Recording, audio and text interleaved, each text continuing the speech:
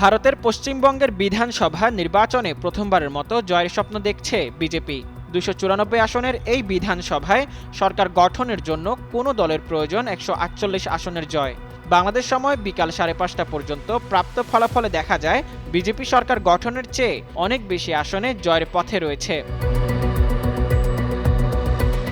পশ্চিমবঙ্গ বিধানসভার বিরোধী দলীয় নেতা শুভেন্দু অধিকারী সহ রাজ্য বিজেপির শীর্ষস্থানীয় নেতারা ইতিমধ্যে ঘোষণা দিয়েছেন যে বর্তমান মুখ্যমন্ত্রী ও তৃণমূল কংগ্রেস নেত্রী মমতা বন্দ্যোপাধ্যায়ের খেলা শেষ।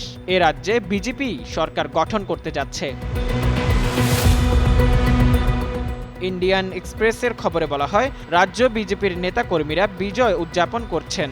জয়ের পথে থাকা বিজেপি সরকার গঠন করলে কে হতে পারে মুখ্যমন্ত্রী সে আলোচনাও শুরু হয়ে গেছে। নির্বাচনের আগে বিজেপির কেন্দ্রীয় সরকারের স্বরাষ্ট্রমন্ত্রী অমিত শাহ বারবার জোর দিয়ে বলেছিলেন রাজ্যের মুখ্যমন্ত্রী একজন বাঙালিই হবেন। বিজেপির মুখ্যমন্ত্রী কে হতে পারেন এ প্রশ্নের উত্তরে সম্ভাব্য কয়েকজনের নাম উল্লেখ করেছে ভারতীয় সংবাদ মাধ্যম দ্য ইন্ডিয়ান এক্সপ্রেস। তারা হলেন বর্তমান বিরোধী দলীয় নেতা শুভেন্দু অধিকারী, রাজ্য বিজেপির সভাপতি শ্রমিক ভট্টাচার্য, রাজ্য বিজেপির সাবেক সভাপতি দিলীপ ঘোষ, সুকান্ত মজুমদার, সাবেক সাংবাদিক ও রাজ্যসভার সাবেক সংসদ সদস্য স্বপন দাশগুপ্তের নামই ঘুরে ফিরে আলোচনায় আসছে। মুজাম্মেল পায়েল, যুগান্তর নিউজ।